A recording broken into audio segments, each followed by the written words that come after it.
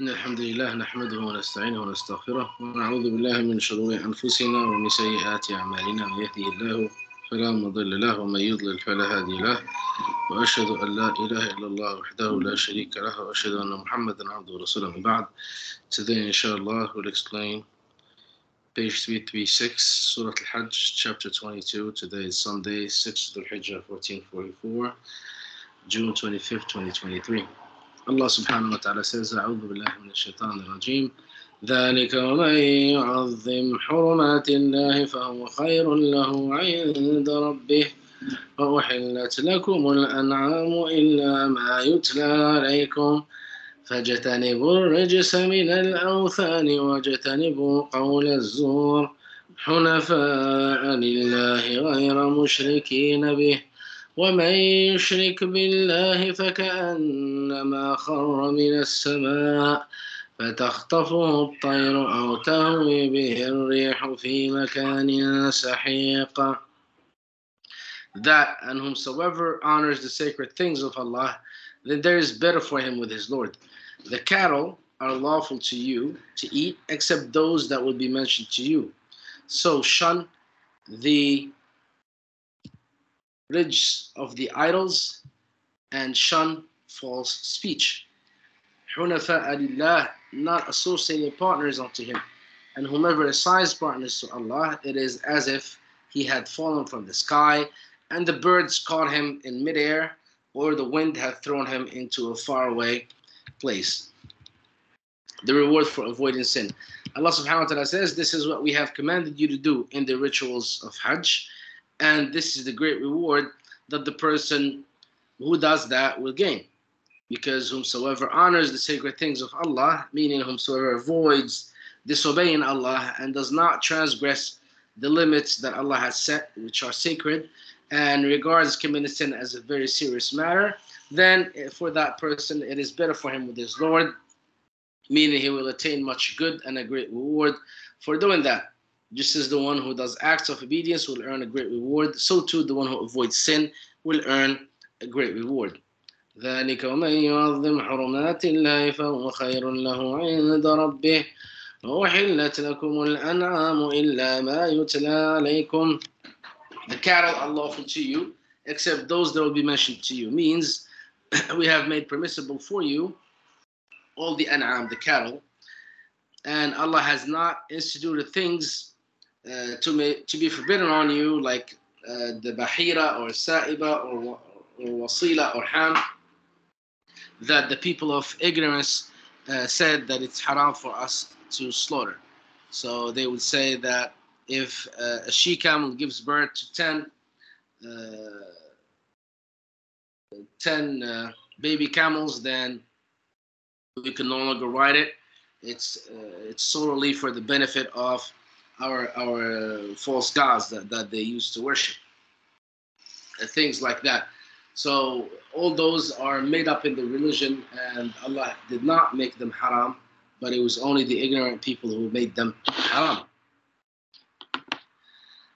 إِلَّا مَا يُتْلَى عَلَيْكُمْ. So the cattle are permissible.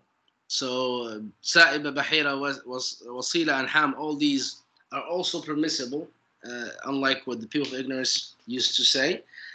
But of course there are exceptions, such as the meta, which is the dead carrion, an animal that died. We cannot eat it. Blood, running blood, we cannot drink running blood, or we cannot cook it. Just like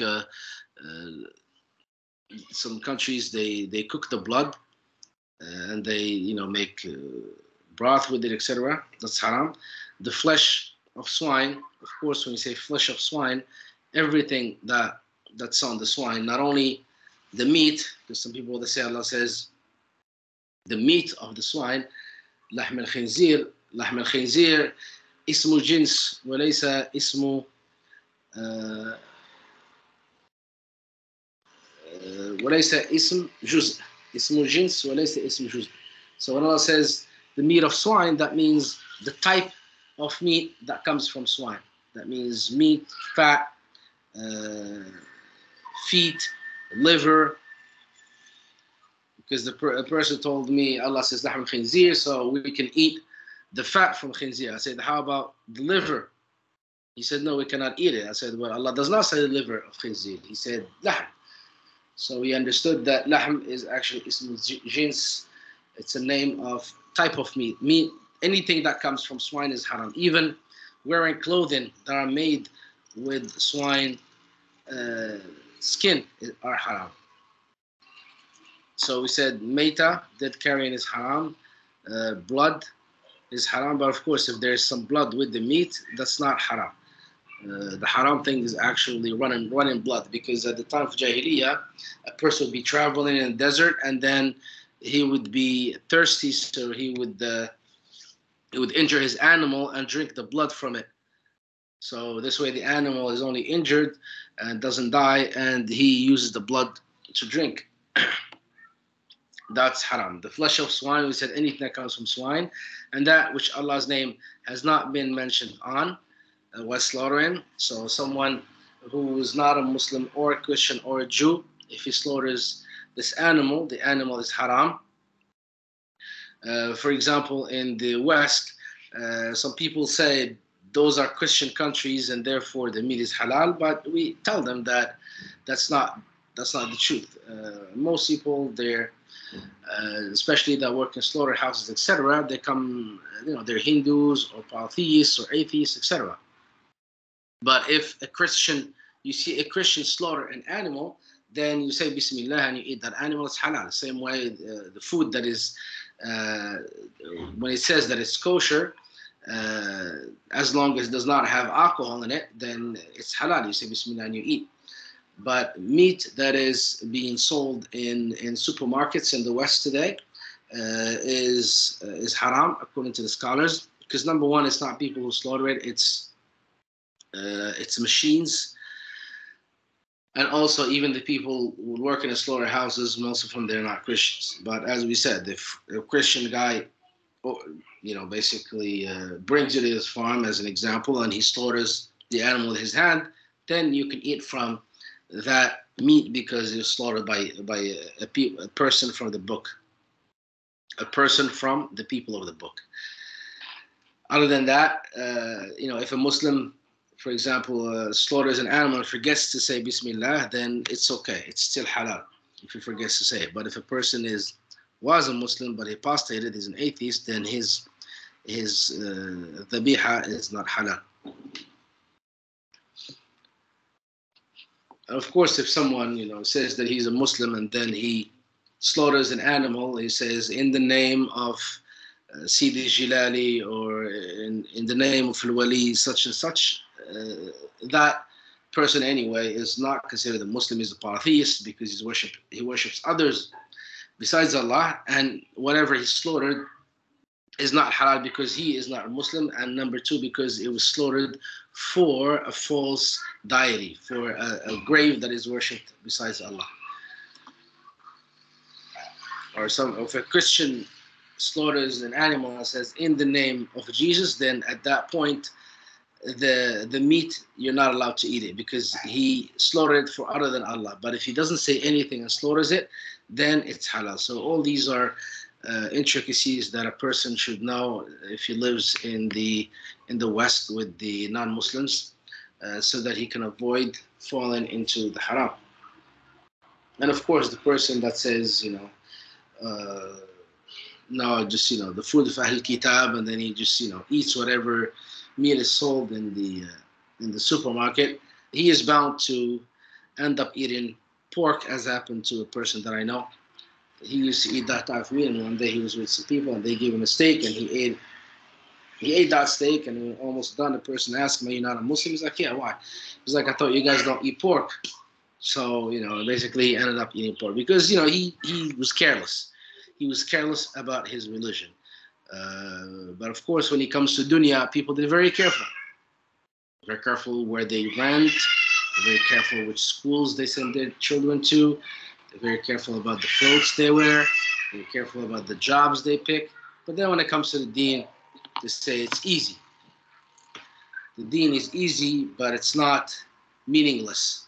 For them, they have turned the religion into a meaningless thing in their lives, and they make the excuse that it's an easy religion. It is easy, but it's not meaningless. Also, that which has been killed by strangling or by a violent blow, like what happens in the West, by law they have to shoot the cow to the head so that he can lose conscience before they slaughter him. They say because of animal rights. And how about that blow? I mean, the poor cow, he's hit to the head, and many times he dies from that blow. Or if an animal falls by a headlong fall, so falls from a high position and then he dies, or by the goring of horns, two sheeps fighting, one kills the other with the horns, that which has been partly eaten by a wild animal, unless you are able to slaughter it before its death. What is the rule of thumb here about whether it's still good to be slaughtered or not? As Ibn Qayyim, rahimahullah, said, the animal is able to shake his tail. In that case, he has enough life in him for you to be able to slaughter him and eat him as halal. If the animal, you see him still breathing, but he can't even move his tail, that means death has taken a big portion of him. In that case, even if you slaughter it, it's not considered halal. So the fact that the animal is able to move the tail, that's the rule of thumb for you to say that this animal is going to be halal after slaughtering. And of course, that which is sacrificed on a nusl, that's places where people worship others besides Allah. Before it were the statues, and now it's the graves that people have taken as gods besides Allah. They go to the graves and they slaughter things there to honor the dead person there. This is the view of Ibn Jarir, who recorded from Qatada. The command to shun shirk and lying.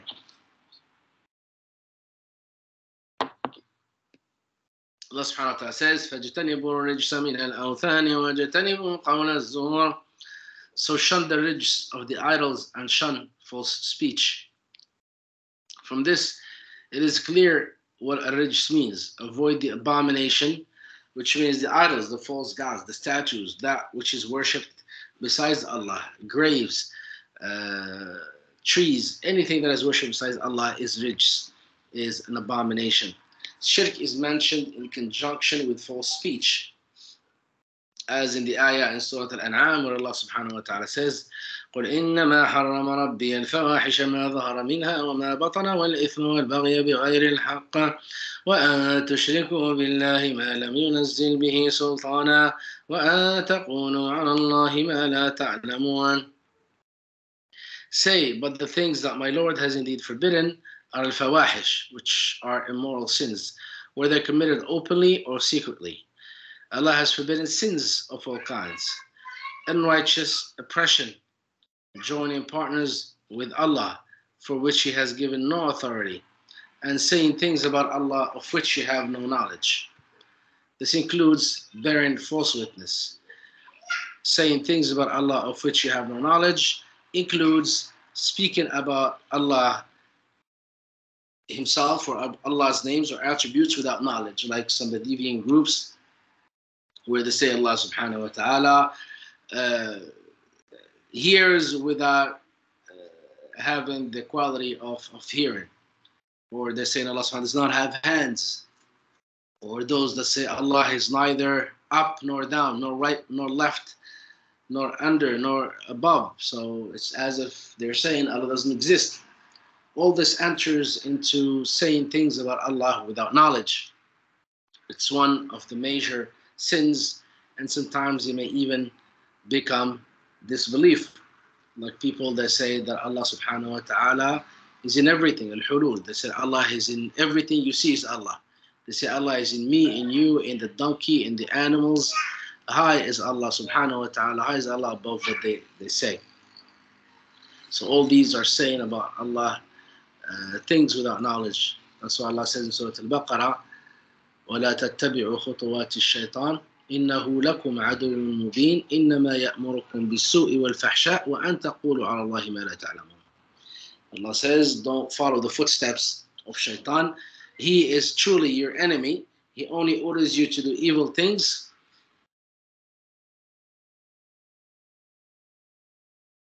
And to say about Allah that which you do not know. So many people, they negated many attributes of Allah subhanahu wa ta'ala. Also, bearing false witness is a major sin. In the two Sahihs, it was reported from Abu Bakr that the Messenger of Allah said, أَلَا أُنَبِّئُكُمْ بِأَكْبَرِ الْكَبَائِرِ, shall I not tell you about the worst of major sins? We said, yes, O Messenger of Allah. He said, الْإِشْرَاكُ بِاللَّهِ وَعُقُوقُ الْوَالِدَيْنِ, associating others with Allah and disobeying one's parents. This is Abu Bakr, the companion that came running to join the ranks of the Sahaba who were praying before the Prophet ﷺ, and he told them ﷺ after the prayer, if you come to the prayer and you see us making ruku', so make ruku' and then join the ranks of the people making prayer without making noise. The Prophet ﷺ was reclining, then he sat up and said, أَلَا وَقَوْلُ الزُّورِ أَلَا وَشَهَادَةُ الزُّورِ, and indeed giving false statements, and indeed bearing false witnesses, bearing false witness, that means giving false testimony. And he kept on repeating it until we wished that he would stop. Imam Ahmad reported that Khuraym bin Fatiq al-Asadi said, the Messenger of Allah ﷺ prayed the subh, al-fajr, and when he had finished, he stood up and said, عَدَلَتْ شَهَادَةُ الزُّورِ الْإِشْرَاكَ بِاللَّهِ عَزَّ وَجَلَّ. Bearing false witness is on a par with the association of others with Allah. Then he recited this ayah, فَاجْتَنِبُوا الرِّجْسَ مِنَ الْأَوْثَانِ وَاجْتَنِبُوا قَوْلَ الزُّورِ حُنَفَاءَ لِلَّهِ غَيْرَ مُشْرِكِينَ بِهِ. So shun the ridges of the idols and shun lying speech. حُنَفَاءَ لِلَّهِ, not associate partners unto him. حُنَفَاءَ لِلَّهِ means sincerely submitting to him alone, shunning falsehood and seeking the truth. Allah says, غَيْرَ مُشْرِكِينَ بِهِ, not associating partners unto him. Then Allah gives the likeness of the idolater in his misguidance and being doomed and being far away from true guidance. And Allah says about that polytheist, whomever assigns partners to Allah, it is as if he had fallen from the sky. So he is fallen. He does not have any rope to hang on to, any safety net. So polytheist does not have a safety net in this world. Unlike the believer, whom Allah subhanahu wa ta'ala says, فَقَدْ اسْتَمْسَكَ بِالْعُرْوَةِ الْوُثْقَى, he is holding on to a tight rope. It's not going to break. He's going to be saved by holding on to this tight rope of tawheed, of monotheism. But the polytheist, he is flying without a net, and he does not have a solid rope to hang on to. So he's going to be fallen from the sky, and the birds will caught him in midair and will eat him up, or will cause him severe injury, or the wind will throw him to a faraway place. Because this is the case of the person who's not on the truth. The winds of different misguidances come to him, and then they send him right and left. Today you see him with this sect, tomorrow with the other sect, just like what happened to Al-Ghazali rahimahullah. He went from sect to sect to sect, but then finally he found the safety net of monotheism, of people of Ahl Sunnah wal Jama'ah, the people who are on the pathway of the Prophet ﷺ and the Salaf. The same thing happened to Abu Musa al-Ash'ari rahimahullah. He was the one to come up with all these nonsense talk of al-Ash'ari that the Ash'ari are following today. But before his death, rahimahullah, he realized his mistake, and he wrote against everything he had written before. But of course, he died, and some people chose to follow the misguidance that he wrote before he went back to the true path. So here, the wind had thrown him to a faraway place. Why? Because he does not have safety net that keeps him in place. He does not have a rope that he can hold on to so that he can stay on the correct path, far away from harm's way. So a wind would throw him to a remote and desolate, dangerous place for anyone who lands there. So the example, subhanAllah, has a deep meaning. So he's fallen in the sky, no safety net, no rope. The birds will catch him. So basically, shaitan will cause him to commit suicide, for example, or will cause him to commit disobediences, or the winds of misguidance will throw him from sect to sect. So, subhanAllah, this is a very meaningful example. The hadith of Al-Bara' bin Azib radiallahu anhu, the Prophet ﷺ said, إن الكافر إذا توفته ملائكة الموت وصعدوا بروحه إلى السماء فلا تفتح له أبواب السماء بل تطرح روحه طرحا من هناك.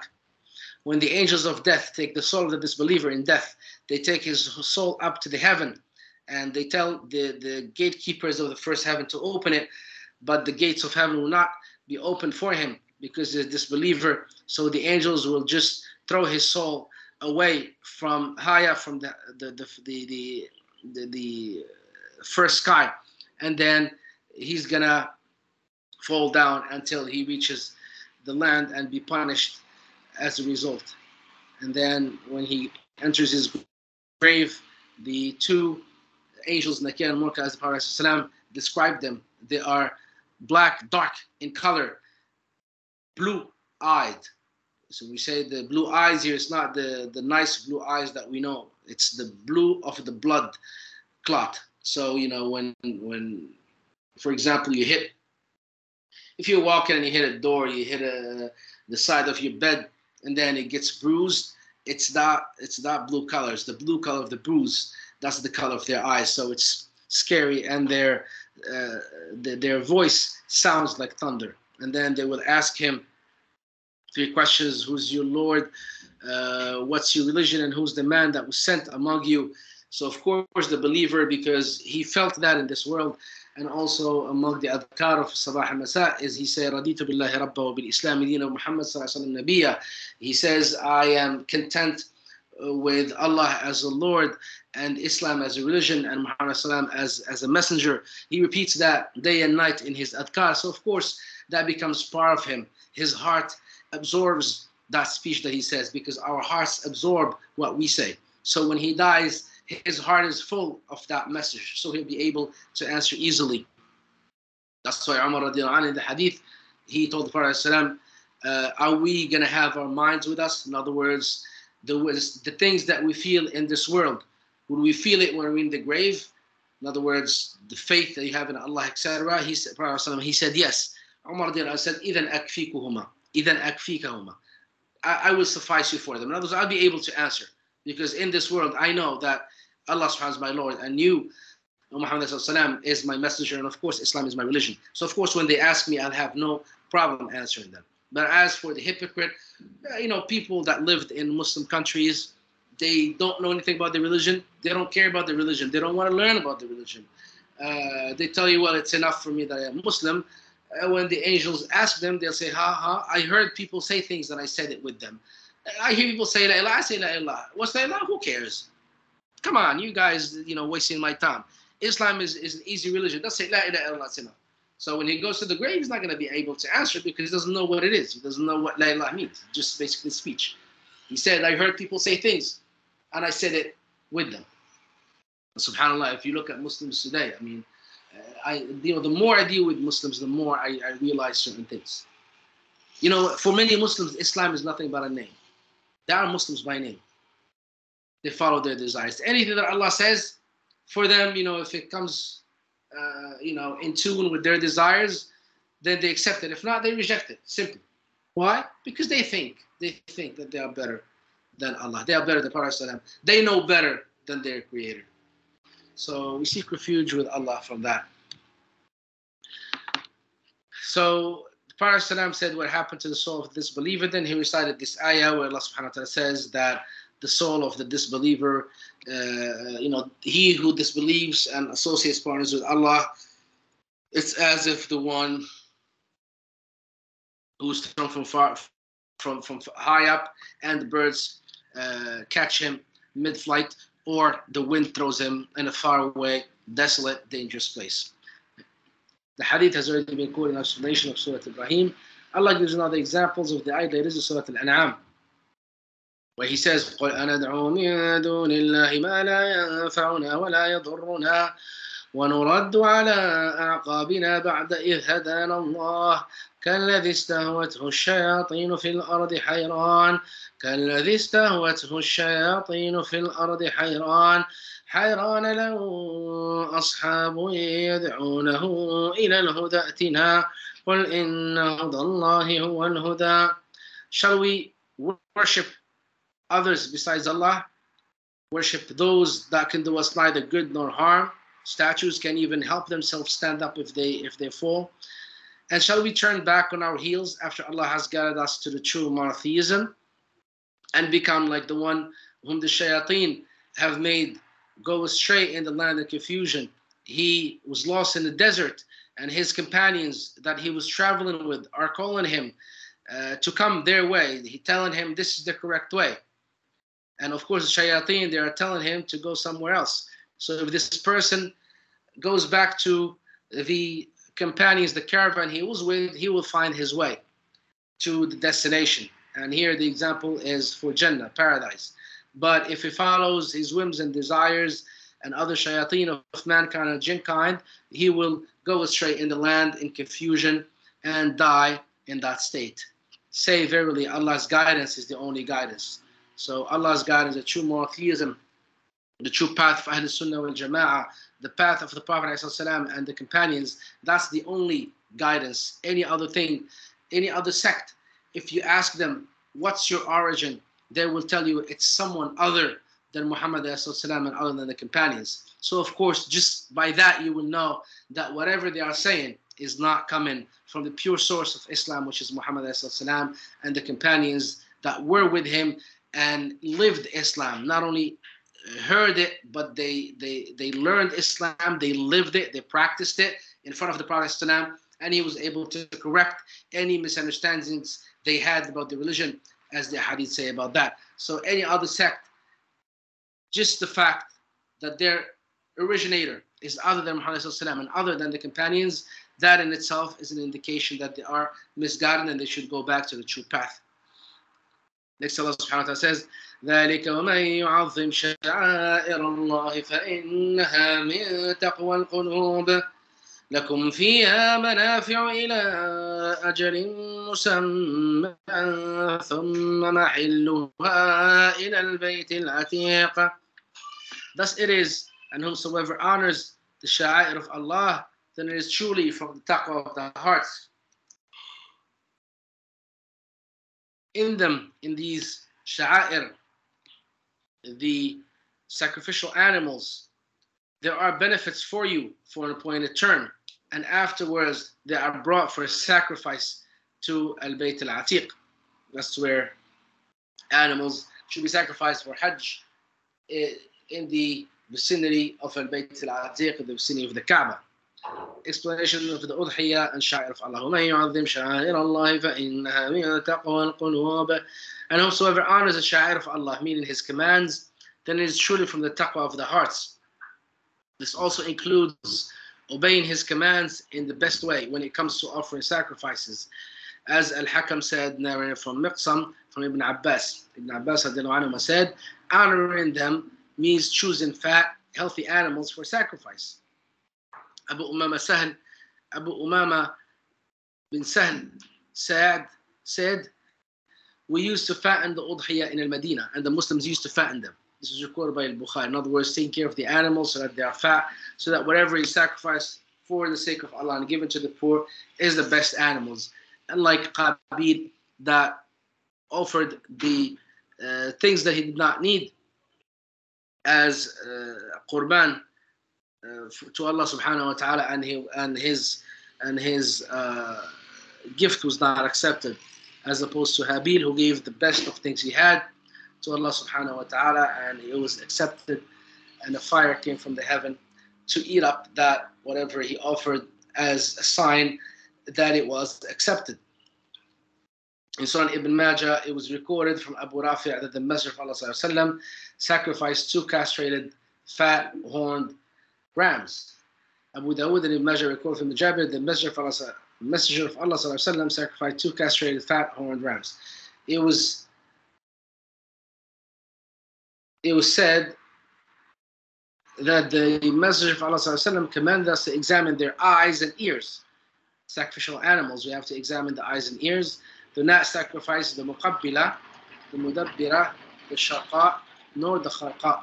This is recorded by Ahmad and the Sunnah compilers and the Tirmidhi Great Sahih. Al-muqabbila is the one whose ear is cut at the front. Al-mudabbira is the one whose ear is cut at the back. The shaqa is the one whose ear is split. Al-Shafi'i, as the Shafi'i said, the shaqa is, al-kharqa rather, is the one whose ear is pierced with a hole. And Allah knows best. So this is how these words were explained by the scholars. Al-muqabbila wal-mudabbira wal-shaqa wal-kharqa. All these are animals that have defects in their ears. The Messenger of Allah ﷺ said, أربع لا تجوز في الأضاحي العوراء البين عورها والمريضة البين مرضها والعرجاء البين ضلعها والكسيرة التي لا تنقي. 4 are not permitted for sacrifice: those that are obviously one-eyed, 1 that are obviously sick. In other words, it's very obvious that they only have 1 eye, they can only see with 1 eye. Those that are obviously lame, and those who have broken bones, which no one would otherwise choose. And subhanAllah, look at Allah decreed for us to deal with this subject just the week of the Adahi. So next week, inshallah, we will offer the sacrificial animal. It'll be Wednesday in Saudi Arabia and Canada, and it'll be Thursday in Morocco and other countries. And of course, for fasting the day of Arafah, the person needs to fast the day of Arafah in Saudi Arabia. So that would be next Tuesday. And that's when people should fast the day of Arafah, because that's the day when people stand on Arafah. Because the calendar may be different between, for example, Saudi Arabia and Morocco. So for Saudi Arabia, the 9th of Dhul Hijjah, and Morocco is only the 8th of Dhul Hijjah. But the people should fast on Tuesday, which is the 8th of Dhul Hijjah in Morocco, but it's the 9th of Dhul Hijjah in Saudi Arabia, because that's where Arafah is, and that's when people stand on the Mount Arafah, and that's where Allah subhanahu wa ta'ala descends to the lowest heaven and boasts to the angels about the people who go to Hajj. He asks them, what do those slaves want? Like, why did they come in millions from different parts of the world, standing in the scorching heat, putting their hands up, making dua to Allah subhanahu wa ta'ala? So this is a scene that is really humbling. And Allah subhanahu wa ta'ala loves that scene and boasts to his angels about it. Because when Allah created Adam alayhi salam, the angel said, let Allah create any creature, we will worship Allah more than that creature. So Allah says, قَالَ إِنِّي أَعْلَمُ مَا لَا تَعْلَمُونَ, I know that which you do not know. Because when a person worships Allah out of his own free will, it's more beloved to Allah and more beneficial than the angels who order Allah by order. So this is why Allah subhanahu wa ta'ala honored Adam alayhi salam above the angels and ordered the angels to prostrate to him out of respect. Because the children of Adam who worship Allah are out of their own free will. We ask Allah to make us and our progenies from among them are better with Allah subhanahu wa ta'ala than the angels. And that's why you see the angels actually serve the sons of Adam. And in paradise, the angels will enter onto the sons of Adam that are in paradise, inshallah, to make us and our families among them. And we'll tell them, Salamun alaykum tibtum. You are pure. That's why you entered Jannah. And this is why the Jahannamiyun, the Marathis that will enter hellfire if they die on some major sins that Allah does not forgive them for, they will be burnt with the fire so that they can become tayyibun, so that the evil can be burnt away. And then they will be made to grow by the side of a river, the same way the seed grows on the side of a river before they are made to enter Jannah, because Jannah is pure and only the pure will enter it. We ask Allah to make us and our families among them and to make us pure in this life, during our death, and in the hereafter. The benefits of the sacrificial camels. لَكُمْ فِيهَا مَنَافِعُ إِلَىٰ أَجَلٍ مُّسَمًّى. In them, these sacrificial animals, there are benefits for you in them. You will find benefits such as their milk, their wool and hair, and they're used for riding until you slaughter them. In other words, just because you're going to slaughter them, it doesn't mean that you're not allowed to drink their milk, etc. In them are benefits for you for an appointed term. Miqsam reported that Ibn Abbas said, until you decide to offer them as a sacrifice. So, of course, because people used to travel with their sacrificial animals, so if they come from Yemen, coming from Medina, they would be traveling with them for a number of days. And during these days, they will benefit from them, to ride them and their milk, their wool, etc. It was recorded in two Sahihs from Anas that the Messenger of Allah saw a man driving his sacrificial camel and said, "Irkabha, ride it." The man said, "It is a sacrificial animal." Ya Rasulullah, "Irkabha wayhak, ride it, woe to you," the second or third time.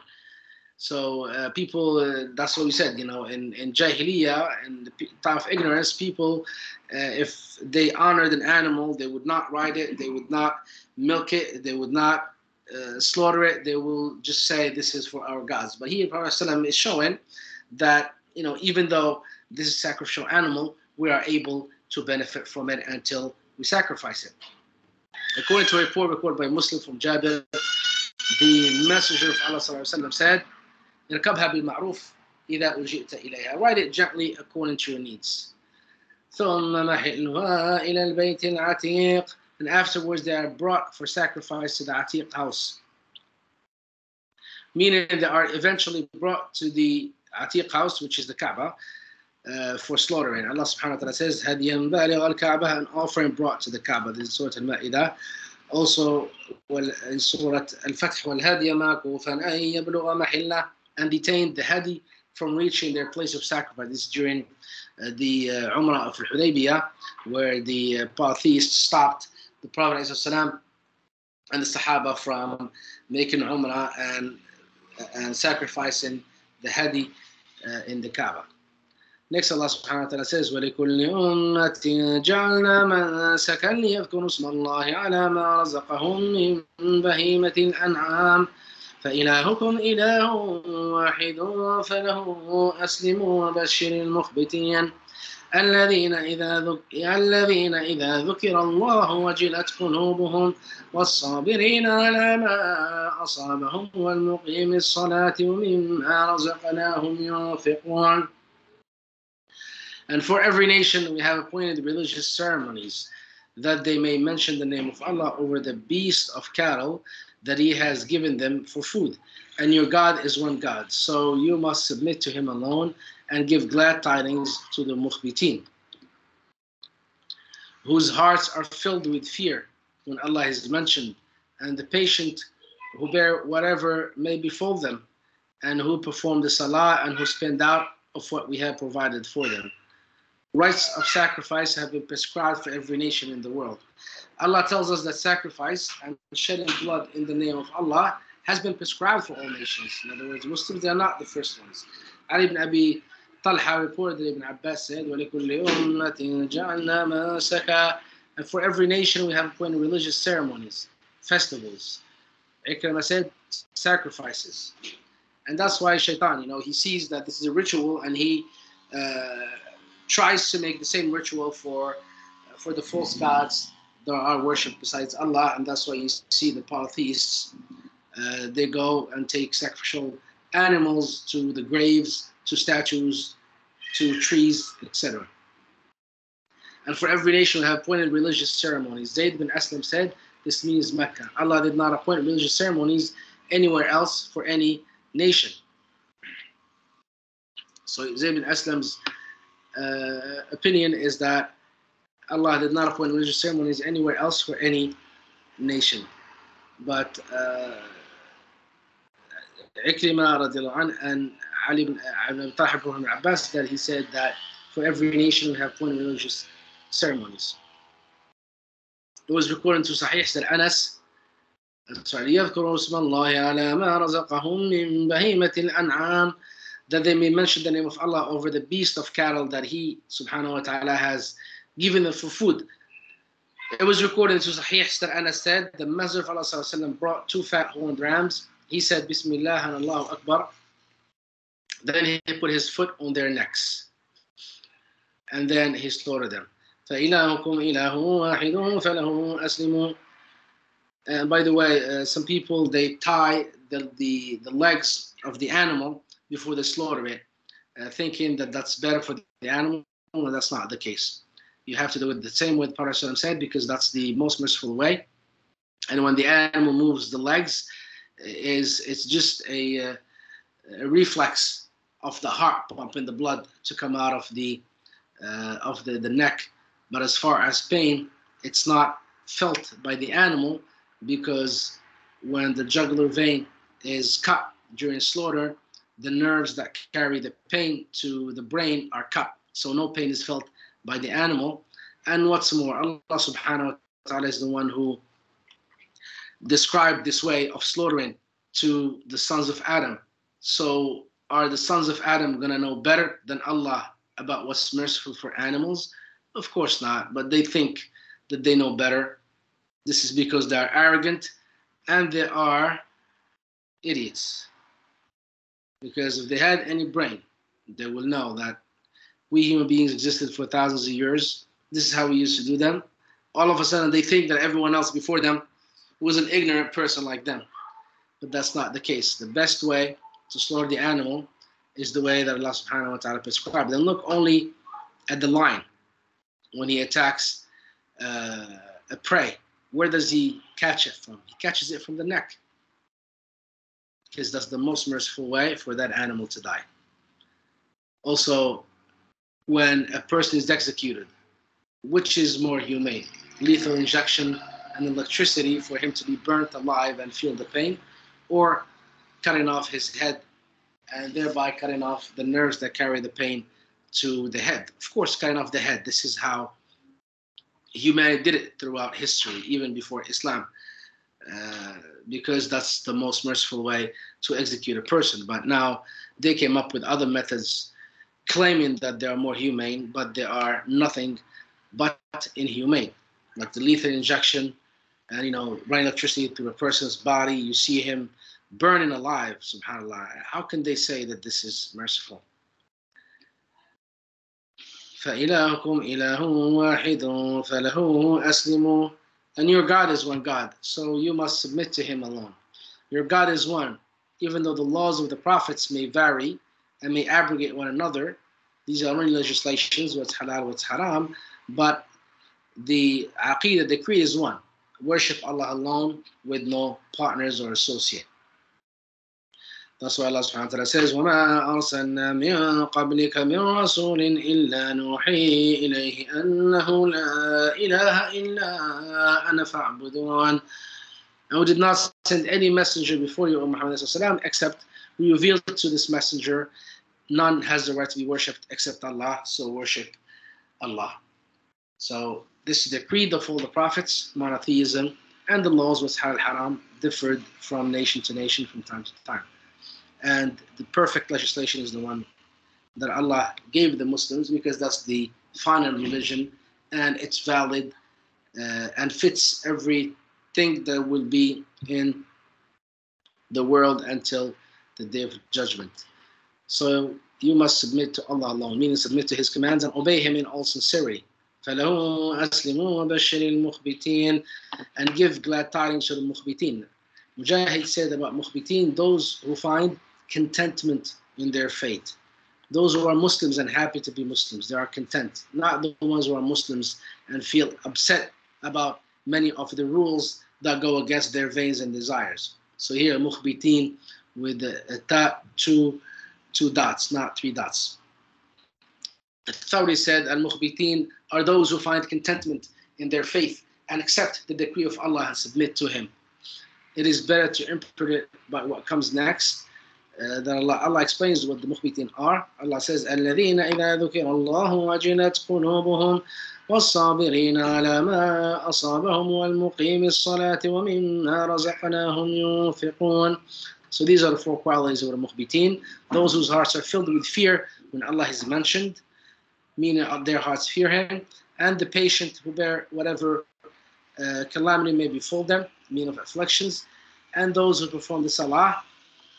They fulfill the duties which Allah has enjoined upon them, the duty of performing the obligatory prayers, and who spend out of what we have provided for them, the good provision which Allah has given them. They spend on their families and on servants, on the poor and the needy. They treat people kindly while remaining within the limits set by Allah subhanahu wa ta'ala. This is obviously in contrast to the hypocrites, who are the opposite of all this, as we have discussed in Tafsir Sourat Bara'ah, chapter 9. To Allah be praise and blessings. وَالْبُدْنَ جَعَلْنَاهَا لَكُمْ مِنْ شَعَائِرِ اللَّهِ لَكُمْ فِيهَا خَيْرٌ فَاذْكُرُوا اسْمَ اللَّهِ عَلَيْهَا صَوَافَ فَإِذَا وَجَبَتْ جُنُوبُهَا فَكُلُوا مِنْهَا وَأَطْعِمُوا الْقَانِعَ وَالْمُعْتَرَّ كَذَلِكَ سَخَّرْنَاهَا لَكُمْ لَعَلَّكُمْ تَشْكُرُونَ. And the Buddha, we have made them for you as among the symbols of Allah, wherein you have much good. So mention the name of Allah over them when they are drawn up in lines for sacrifice. Then when they are down on their sides after slaughter, eat thereof and feed the qani' and al-mu'tar. Thus have we made them subject to you so that you may be grateful. Huge animals, Allah subjected them to us so that we can slaughter them and eat their meat. The command to slaughter al-budn, sacrificial camel.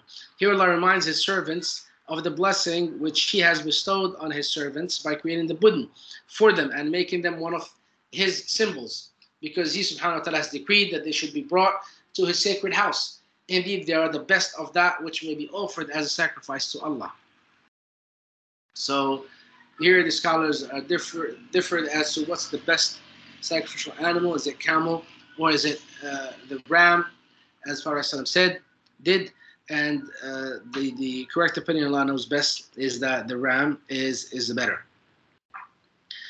So as Allah subhanahu wa ta'ala says, لا تحلوا شعائر الله ولا الشهر الحرام ولا الهدي ولا القلائد ولا آمين البيت الحرام يبتغون فضلا من ربهم ورضوانا.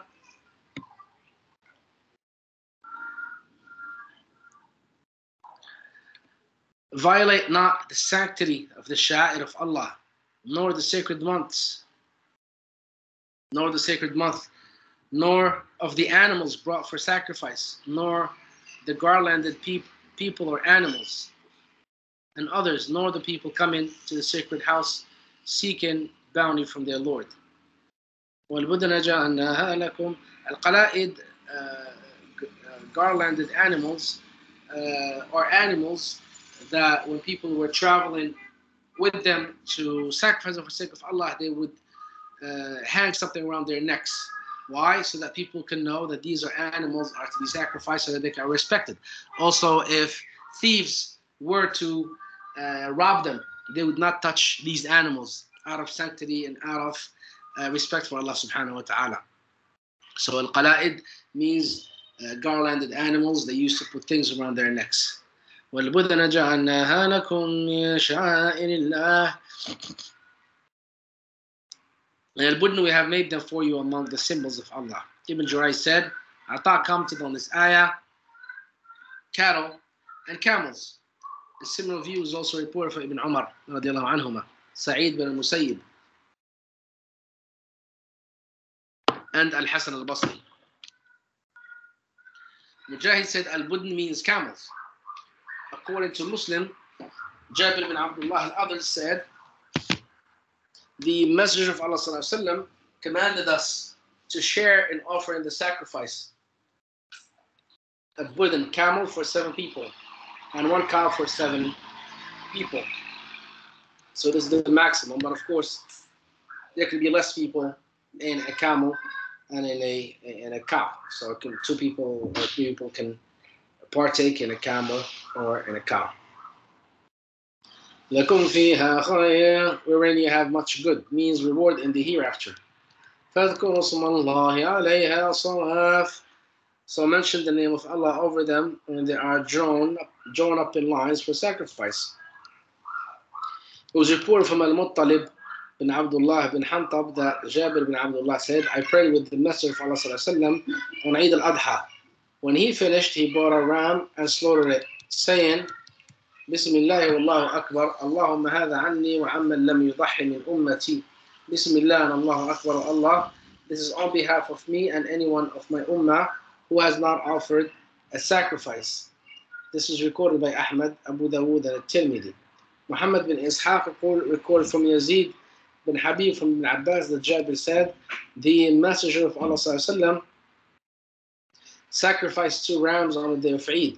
And when he laid them down to sacrifice them, he said, وجهت وجهي الذي فطر السماوات والأرض حنيفا مسلما وما أنا من المشركين إن صلاتي ونسكي ومحياي ومماتي لله رب العالمين لا شريك له وبذلك أمرت وأنا أول المسلمين اللهم منك ولك عن محمد وأمته.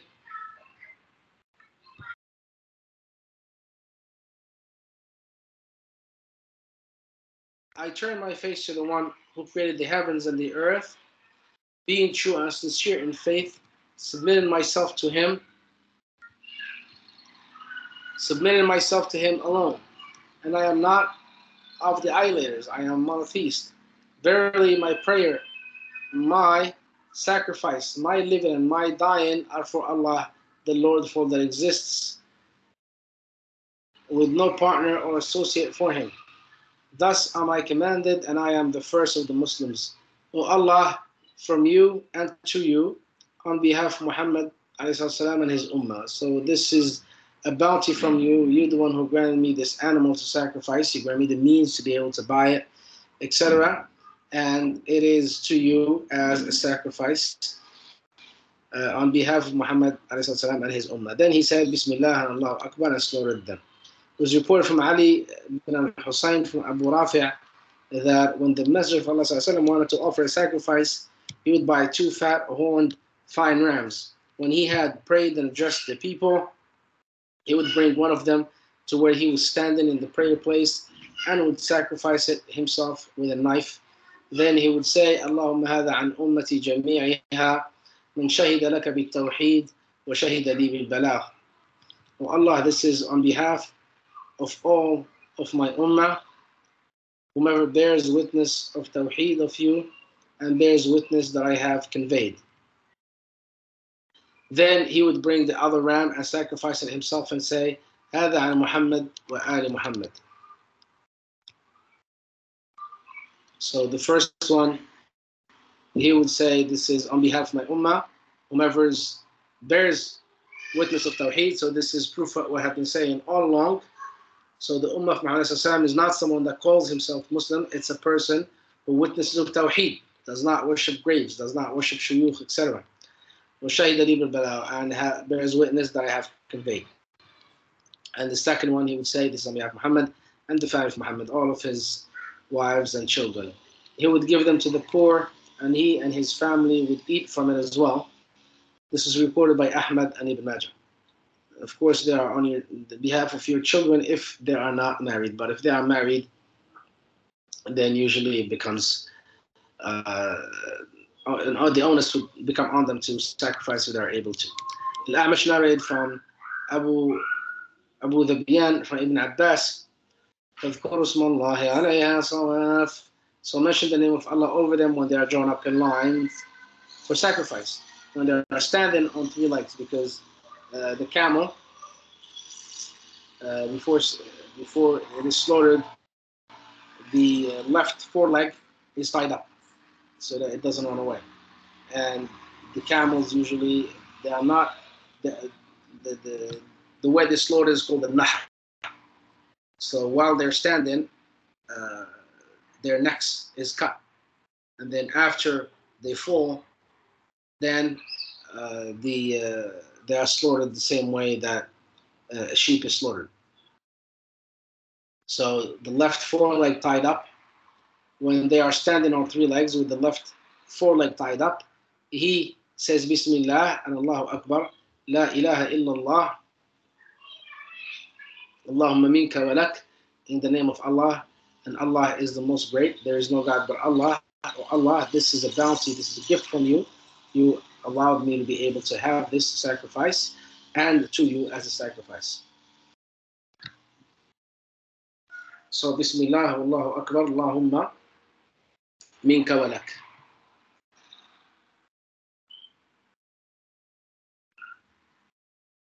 Of course, if you just say Bismillah, Allahu Akbar, it's also sufficient.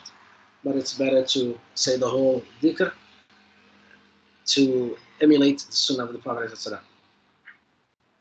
In the two Sahihs, it was recorded that Ibn Umar came to a man who had made his camel kneel down in order to sacrifice him, and he said, make it stand up, fettered. This is the sunnah of Abu al-Qasim. In other words, don't try to come up with innovative methods to sacrifice, like we saw some videos of some person hypnotizing the sheep with the Quran or with some dhikr or something, and then when the sheep falls down, then he slaughters it. This is not how Prophet did it. Why would you want to invent things in the religion? Just do it, follow Muhammad. There is no guidance better than his guidance. Then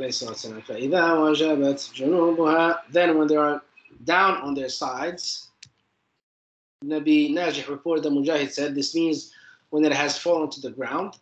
This is narrated from Ibn Abbas, and a similar view is narrated from Muqatil bin Hayyan, Abdurrahman bin Zayd. Abdurrahman bin Zayd bin Aslam said that this ayah means when they are down on their sides, mean when they have died.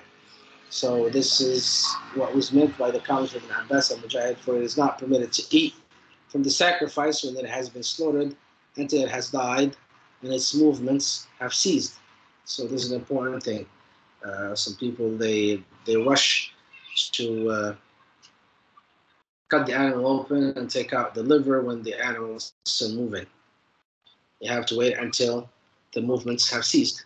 It was reported in a marfu hadith, لا تعجل النفوس أن تزهق. Do not rush until you are sure that the animal is dead. Do not rush until you are sure that the animal is dead. Otherwise, if you start skinning it and he is alive, then that's against the sunnah. Kathir narrated in his Jami' that Umar bin Khattab said that, and he supported with the hadith of Shaddad bin Aus in Sahih Muslim. So Umar bin Khattab said this hadith, لا تعجل النفوس أن تزهق, and he supported with the hadith in Sahih Muslim where Allah subhanahu wa ta'ala said, إن الله كتب الإحسان على كل شيء فإذا قتلتم فأحسنوا قتله وإذا ذبحتم فأحسنوا الذبحة وَلْيُحِدَّ أَحَدُكُمْ شَفْرَتَهُ وَلْيُرِحْ ذَبِيحَتَهُ. Allah has prescribed proficiency in all things. If you kill, kill well, and if you slaughter, slaughter well. Let each one of you sharpen his blade, and let him spare suffering to the animal he slaughters. It was recorded that Abu Waqid al-Laythi said, the Messenger of Allah said, مَا قُطِعَ مِنَ الْبَهِيمَةِ وَهِيَ حَيَّةٌ فَهُوَ مَيْتَةٌ. Whatever is cut from an animal, while it is still alive, it is mayta, dead flesh. This is recorded by Ahmad. It was graded as sahih.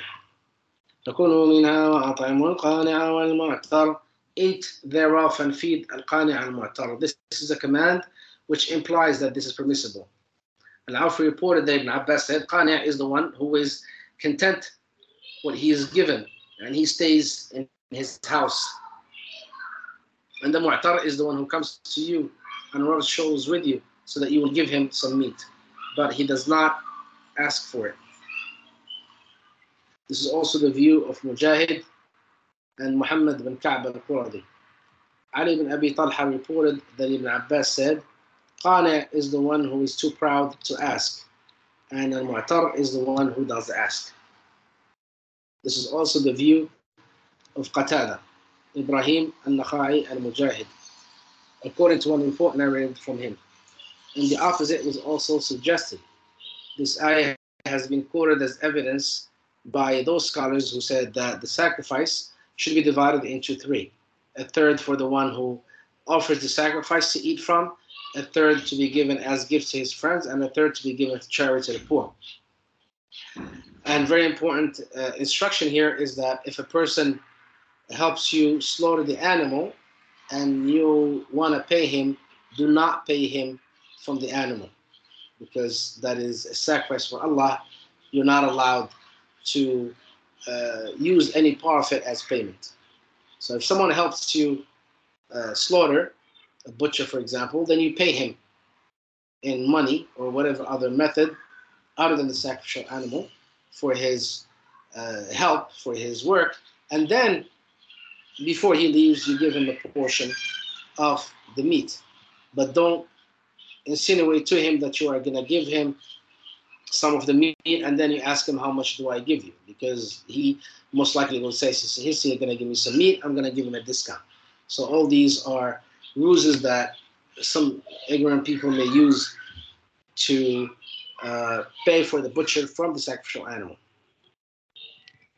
And of course, this rule of thirds is not mandatory. A person can eat the whole thing for himself, but some scholars recommend that.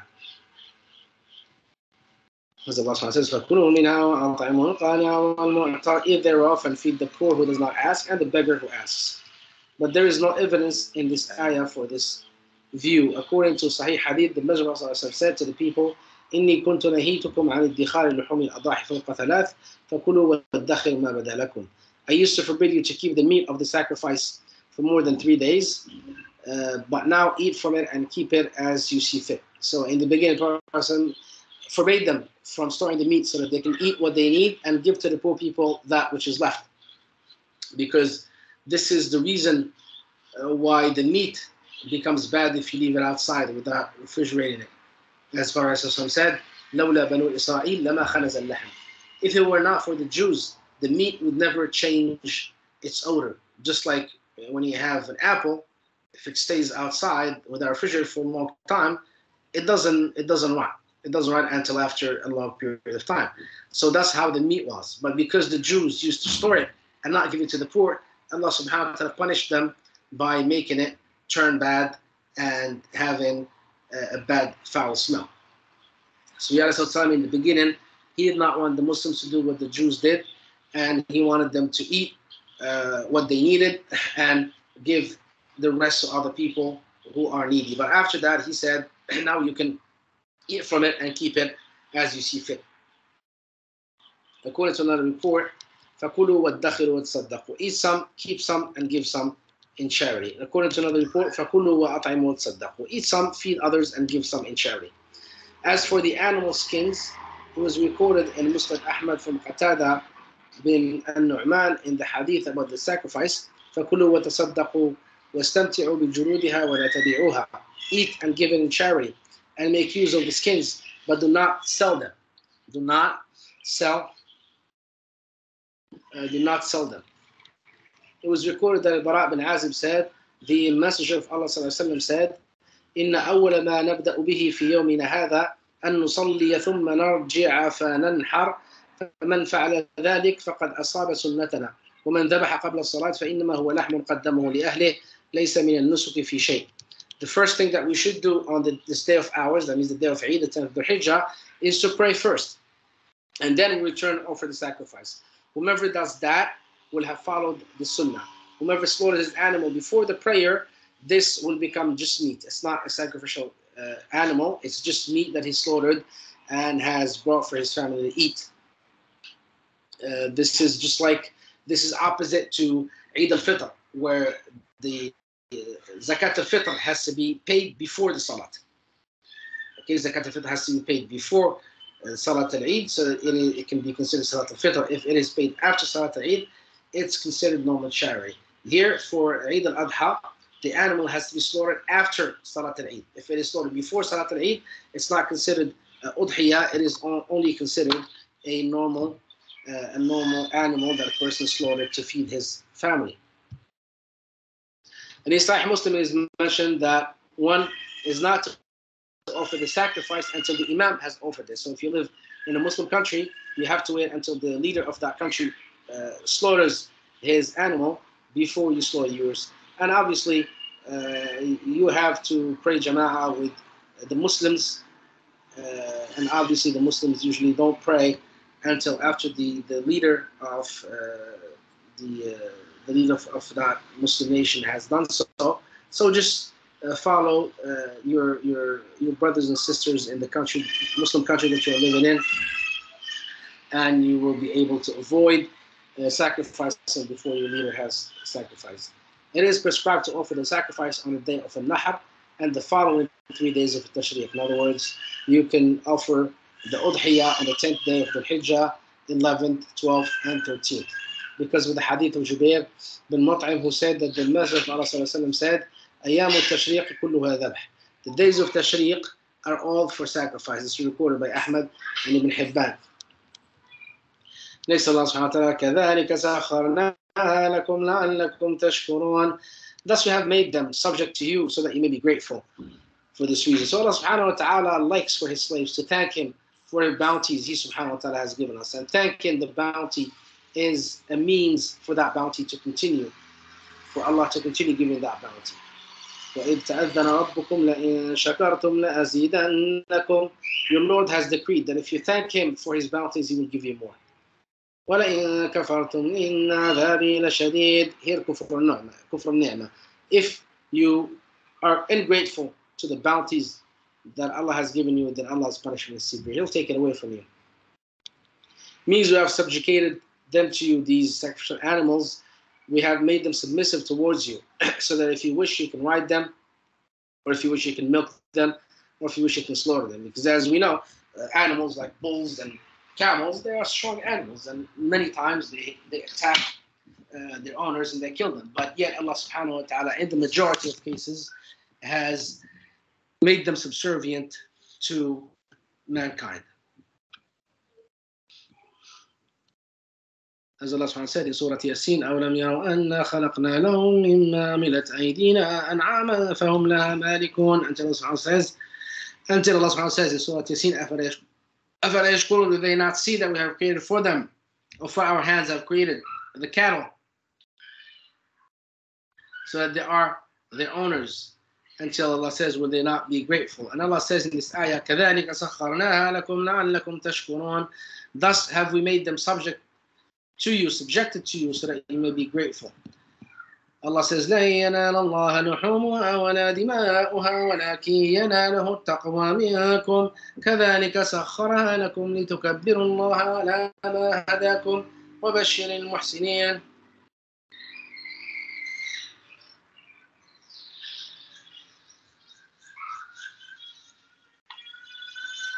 It is neither the meat of these sacrificial animals nor their blood that reaches Allah, but it is taqwa from your obedience, that you obeyed Allah subhanahu wa ta'ala and sacrificed these animals for him, that reaches Allah subhanahu wa ta'ala. Allah likes for his slaves to obey him. Thus have we made them subject to you, that you may proclaim Allah's greatness for his guidance to you, and give glad tidings to the doers of good. The goal of the udhiyah, according to Allah, is the sincerity and taqwa of his servant. Allah says the sacrifice prescribed for you, so that you will remember him at the time of slaughter. For he is the creator and provider. Nothing of the flesh of this animal, nor the blood reaches him. For he has no need for anything other than himself. Allah subhanahu wa ta'ala does not need anyone or anything. During the time of Jahiliyyah, when they offered sacrifices to their gods, they would put some of the meat of their sacrifices on their idols and sprinkle the blood over them. Allah subhanahu wa ta'ala says that Allah does not need blood nor meat. لَن يَنَالَ اللَّهَ لُحُومُهَا وَلَا دِمَاؤُهَا. It is neither their meat nor their blood that reaches Allah. Ibn Abi Hatim recorded that Ibn Jurayj said, the people of the Jahiliyyah used to put the meat of their sacrifices and sprinkle the blood on the house. And the companions of the Messenger ﷺ said, we have no right to do that. Then Allah subhanahu wa ta'ala revealed the words, لَن يَنَالَ اللَّهَ لُحُومُهَا وَلَا دِمَاؤُهَا وَلَكِنْ يَنَالُهُ التَّقْوَى مِنكُمْ. It is neither the meat of these sacrificial animals nor their bloods that reaches Allah, but it is the taqwa from you that reaches Allah subhanahu wa ta'ala. This is what he subhanahu wa ta'ala will accept and reward for. So no need to put the meat or blood on the Kaaba. And this is mentioned in the hadith that the Prophet ﷺ said, إِنَّ اللَّهَ لَا يَنْظُرُ إِلَى صُوَرِكُمْ وَلَا إِلَى أَلْوَانِكُمْ وَلَكِنْ يَنْظُرُ إِلَى قُلُوبِكُمْ وَأَعْمَالِكُمْ. Allah does not look at your appearances nor your clothing, but he looks at your hearts and your deeds. Obviously, Allah does not look at your appearances because he's the one that created you like that. and also He's the one that created you in that color. But He looks at your hearts, what you feel, your faith, and your deeds. Are they according to the true faith, or your deeds are according to hypocrisy and disbelief? And in the hadith, the Prophet said, indeed charity falls in the hand of Ar-Rahman before it falls in the hand of the one who is asking. That's why I said that I used to put itar on the charity before taking it out, because I am putting it in Allah's hand before putting it in the beggar's hand. Allah says, كَذَلِكَ سَخَّرَهَا لَكُمْ لِتُكَبِّرُوا اللَّهَ عَلَى مَا هَدَاكُمْ وَبَشِّرِ الْمُحْسِنِينَ. That's why we made these sacrificial animals subject to you. They are subjected, meaning for this purpose, we have subjugated the Buddha for you, so that you may proclaim Allah's greatness for His guidance to you, meaning that you may glorify Him for guiding you to His religion and His way, which He loves and is pleased with, and has forbidden you to do all that He hates and rejects, and give glad tidings to the doers of good. Meaning, give good news of Muhammad to those who do good. That means whose deeds are good and who remain within the limits prescribed by Allah, who follow that which has been prescribed for them, who believe in the Messenger and follow that which He has conveyed from His Lord. The udhiyah is a sunnah mustahabba. One animal is sufficient on behalf of all members of one household. In other words, even if a person has more than one wife, it doesn't mean that every wife needs her sheep. He can sacrifice one sheep on behalf of all his wives and all his children. Ibn Umar said the Messenger of Allah continued to offer sacrifice for 10 years. This is recorded by Tirmidhi. Abu Ayyub said at the time of the Messenger of Allah, a man would sacrifice a sheep on behalf of himself and all the members of his household, and they would eat from it and feed others until the people started boasting by sacrificing more than one, and things reached the stage that you see now. This is recorded by Tirmidhi, who graded Sahih, and by Ibn Majah. Abdullah ibn Hisham used to sacrifice one sheep on behalf of his entire family. This is recorded by Al-Bukhari. Concerning how old the sacrificial animals should be, Muslim recorded from Jabir that the Messenger of Allah said, لا تذبحوا إلا مسنة إلا أن تعسر عليكم فتذبحوا جذعه من الضأن. Do not sacrifice any but mature animals, and if that is not possible, then sacrifice a young sheep. Different scholarly opinions in this, but the correct opinion Allah knows best is that sheep and goat minimum 6 months, camel 2 years, cow 2 years. This is the minimum. Allah subhanahu wa ta'ala says, إن الله يدافع عن الذين آمنوا إن الله لا يحب كل خوان كفور. So we're going to stop here, inshallah. We ask Allah subhanahu wa ta'ala to teach us the beneficial knowledge. We ask Allah subhanahu wa ta'ala to save us from all trials and tribulations. We ask Allah subhanahu wa ta'ala to guide the Muslims back to the true path, especially the youth among them. We ask Allah subhanahu wa ta'ala to bring back the Muslims to the true path, especially the youth among them. We ask Allah subhanahu wa ta'ala to safeguard us from all the trials and tribulations.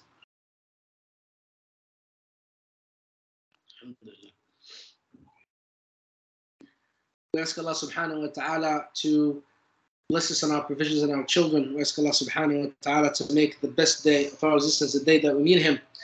We ask Allah subhanahu wa ta'ala to gather us with Muhammad in the highest paradise of Firdaus. And before we stop, I will read the paragraph about the age of the sacrificial animals. The Sharia evidence indicates that a sheep that has reached the age of 6 months may count as sacrifice, as may a goat that has reached the age of 1 year. So I take that back. The goat is actually 1 year, not 6 months. A cow that has reached the age of 2 years, and a camel that has reached the age of 5 years. So these are two corrections. The camel is actually 5 years, and the goat is 1 year. Sheep 6 months, goat 1 year, cow 2 years, camel 5 years. Sacrificing an animal that is younger than that is not permitted. But if an animal that is older than that is sacrificed, it is permitted and is better. In other words, if a sheep is a year old or a year and a half or 2 years, it's better. And Allah knows best. Eid Mubarak, my dear brothers and sisters. We ask Allah subhanahu wa ta'ala to make it a blessed day and to accept from us. Jazakumullah khairan. Wassalamu alaikum.